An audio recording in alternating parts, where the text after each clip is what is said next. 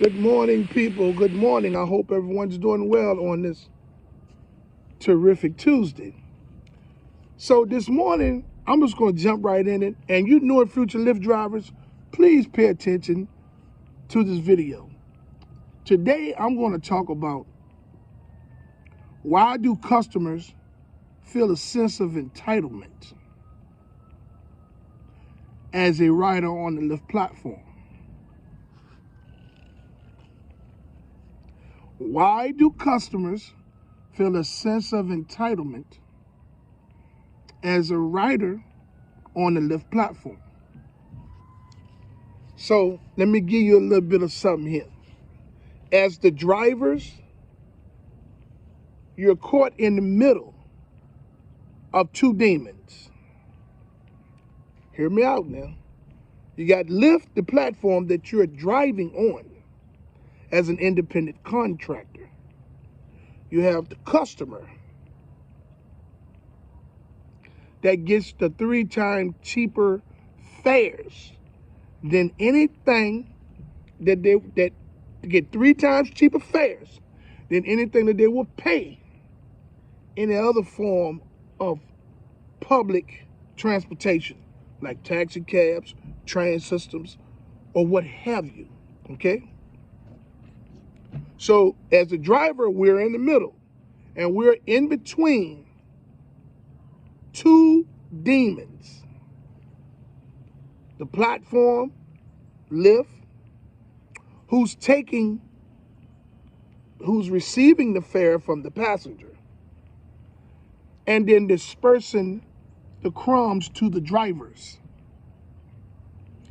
The passenger is going to benefit 100% of the time because they're paying a 3 times cheaper fare at least 70% of the time. The other 30% of the time, Lyft shows their ass to the customers as well by doing something called a surge. So some days, a driver, for 4 days in a row, a driver might get the same trip to and from for $9 or maybe $10 each way. But then there's going to be a day or two where that trip is going to be $17 or $18. They get caught in the driver surge. They get caught in the surge within the Lyft platform. So you have the driver in the middle, you have Lyft taking all of the money, and you got the passenger paying Lyft the money, and Lyft is dispersing the crumbs to the drivers who's in the middle. And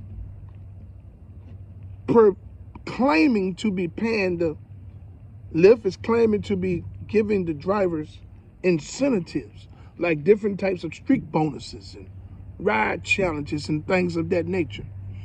Okay? This is why the customers feel a sense of entitlement. Just like they market it to you to get you to join the Lyft platform or the Lyft Express Drive program and made everything sound so good to you, they got a marketing campaign that they send out to the customers and promise the customers all these things for all this cheap fare. So if the customer is paying cheaper fares and Lyft is taking at least 70% of the driver's earnings, what's left for the driver? I get it. A lot of you all going to say, hey, man, well, I see guys that have YouTube channels that say they're making $2,000 to $2,500 a week, right? It's a lot of bullshit with them. Now listen, you can believe who you want to believe. My little old channel over here at Rideshare RealTalk is only going to give you what's 100% real. You can get over there and get with them glitz, all that lights and glitz and glam, all you want to, believing that shit. Now, I'm going to say this. A lot of them drivers is making that money because they're in high demand areas, meaning there's a very high demand for riders. Those are bigger cities and states. So with that high demand of drivers, Lyft has to entice, with that high demand of riders, Lyft has to entice the drivers to come out and fulfill that high demand in those areas. So they give these drivers in those high demanded areas, the ones that's claiming they're making $2,400 and $2,000 a week, $10,000 a month, $13,000 a month, all of those stuff like that. The area that they're in, Lyft is giving that area a major portion of the bonuses that they have allocated in the system, in the Lyft's algorithm. That algorithm balances out, that algorithm disperses those bonuses based on the demand in your area that you're driving in, whether it's a city or state. If you're in a high demand area, you're going to make money. You're not going to make money off of the rides because Lyft is going to take that from you. You'll make some, but they're going to disperse the bonuses to you to make you come out and drive every day because they have a high demand of riders and they need that demand filled. So you people believe who you want. I told you. Opinions are just like assholes. Everyone has one. When you got a little old channel like mine that's trying to give you all value, I'm talking about real stuff that's happening. Y'all don't listen. What? You see the old bright picture up there? I made $2,700. Hey, look at me.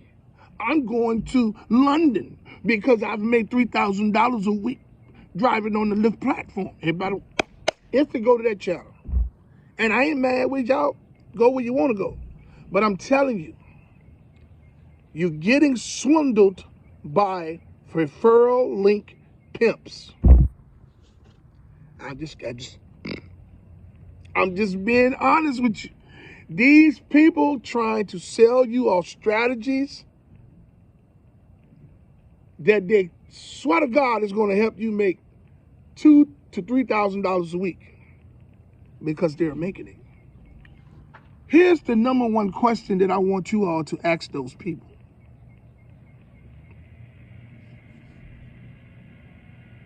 If you're making that much money in your city or state that you're driving in,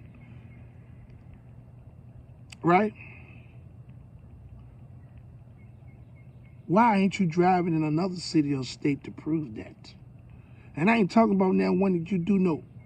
I ain't talking about now one that you do know research on, whatever. Come here to this state, use your strategy, and prove to me that your strategy that you've created in your area as a driver is going to work here in my low demand area. You can't drive 12 hours a day. They can accept every trip that they want. Some areas you're not going to make $2,000 a week. You might get $1,000, $1,300. Some people might even luck up and get 15. But best believe this. The majority of that is going to be bonuses in some way, shape, form, or another. These trips are very low paying. The money that the passengers are paying, Lyft is taking 70% of it. So you got to remember, people, when you see these folks that have these YouTube channels, these rideshare channels, where they're claiming and saying that they make this much money a week and that much money a week, and they have a strategy that's going to work for you, you buy it if you want to. I can't tell you not to buy it. Sign up, subscribe, do whatever you want to do with their channel. But why haven't they showed you that their strategy is going to work in their city, in your city? You know what they're going to do? Once you buy their strategy, and you tell them, hey man, I used this strategy for 2 weeks. And I've done everything that you told me to do in the strategy. And I'm still not making no more than about $1,300 or $1,100 or $900. You know what they're gonna say? Hey man, it's something you're not doing right. Send me your stats. It's something you're not doing right. They're gonna do all types of shit to make their strategy that they created in their high demand area work for you. I'm just being real with you people. You understand what I'm saying? But the customers feel a sense of entitlement because Lyft made them that way. That's why so many drivers get deactivated because of false accusations. That's why so many drivers lose money because of false accusations. Because Lyft has this platform geared towards the customer 90% of the time. And Lyft, their self, is going to get their money. The drivers are throwaway. Hey, we get this one and he make us $40,000, $50,000. We get a couple of reports on him. We deactivate him permanently from the account. He or she permanently from the platform. You got a lot of people out here that have been deactivated and just leave it be. You got some that go file lawsuits against Lyft's corporation in small claims court and get a little bit of money. There's no strategy to tell these people what to do. Now, you got a couple of guys like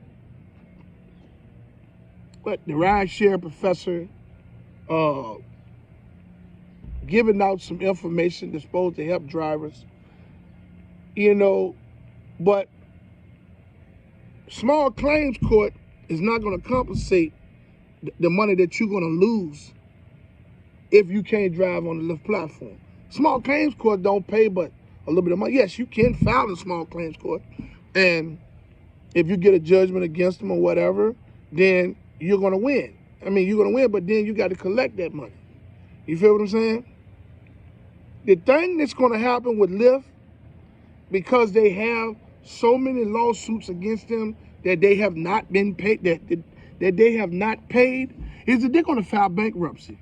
And any judgment against them is going to go away.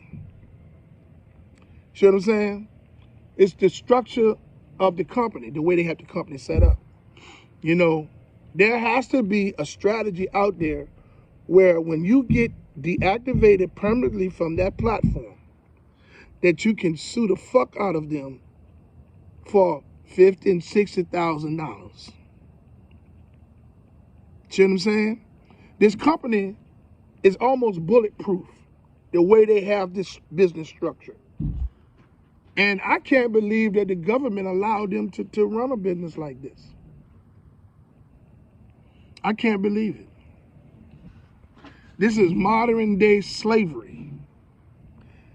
For all of the drivers out there that's claiming they're making money, it's 500 that's not. The Lyft platform is manipulating drivers at an alarming rate. And the customers are manipulating the drivers as well. They feel a sense of entitlement because they feel like if they paid their fare, they can do this, say this, act like this, get you to say, hey, man, stop right here at this store so I can go in there. No. That ain't included in the trip. You don't stop nowhere for nobody. You start it, then it's going to become a problem. If they wanted to stop, they should have added it in on the trip.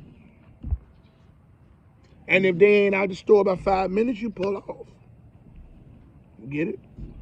All I'm saying is the customers feel a sense of entitlement because that's the way Lyft made them. I told you the way this system, I told you in the other videos that the way Lyft built this system and Uber, because they're the same structure. They may have different bonus strategies or whatever that they do, but they're the same business structure. It's built the same way. The driver has zero say-so. That's the way they wanted it. They want the drivers to promote their links so they can get billions of drivers to come out and fulfill behind one that they deactivate wrongly, or one that stopped driving because they see the bullshit in the system. One of these days, my videos that I'm leaving is going to reach someone that's going to see all of what I'm saying. No, I'm not trying to be 100% right, but I'm betting it at least 85% because I drive 10 to 12 hours every day. And customers are customers everywhere you go. The way the system was built is it pits the driver against the customer. The customer feels a sense of entitlement because they paid that little bit of money that Lyft takes 70% of, and you have the driver sitting there struggling to make crumbs, but want to do it in a peaceful manner and be respected. So the drivers are fighting for fair pay and respect from the platform that they're driving on and the customers. And that's a hell of a fight. That's why the passengers feel a sense of entitlement. That's why they feel like they can do anything, say anything to the drivers. That's why they feel like they can leave false accusations to get you deactivated. All that fucked up shit. You people know that the public is vicious. I'm just being honest with you. That's why I tell you all my videos, watch what you say. In most of my videos, I say, watch what you say to these people. You don't know which one of those weird ass motherfuckers is recording you. The moment you feel that they're making you uncomfortable by their actions, you don't have to deal with that as a driver.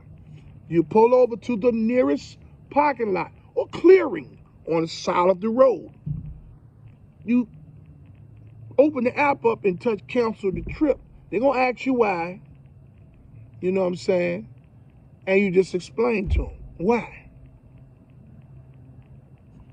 Put the driver out. Say yes. Exit the vehicle. Your money has been refunded. Hey, man, you don't have to deal with that. You understand what I'm saying? I just wanted to leave this video today because, yes, the riders do feel a sense of entitlement. And they bring that entitled bullshit into your vehicle. And when you won't allow it, they report you. And they do all the things to manipulate the platform so that they can get their small fare back. Trying to hurt the driver. You get it? And this is because there's zero tolerance policy that they have for the drivers. It does not benefit the drivers whatsoever. So you new and future Lyft drivers, this is something that you all need to think about as you venture off into your journey on the Lyft platform or the Lyft Express Drive program as a driver. I would like to say that I fully support the striking and protesting efforts of Lyft and Uber drivers and gig workers from city to city and state to state. I fully commend you all for your unselfish approach to fight for change. Hey, if there isn't any change, I commend you all for you all's effort. It was courageous. I would like to say to all of you all who haven't subscribed to my channel, to like, subscribe, and hit the notification bell so you can stay in the loop for my latest video and even when I start back going live again, okay? I would like to say that I love all you all out there in this world, and I hope y'all love me back. You know, man, it's easy to hate. You understand what I'm saying? But it's even easier to love. Until my next video, let's get this bread, baby.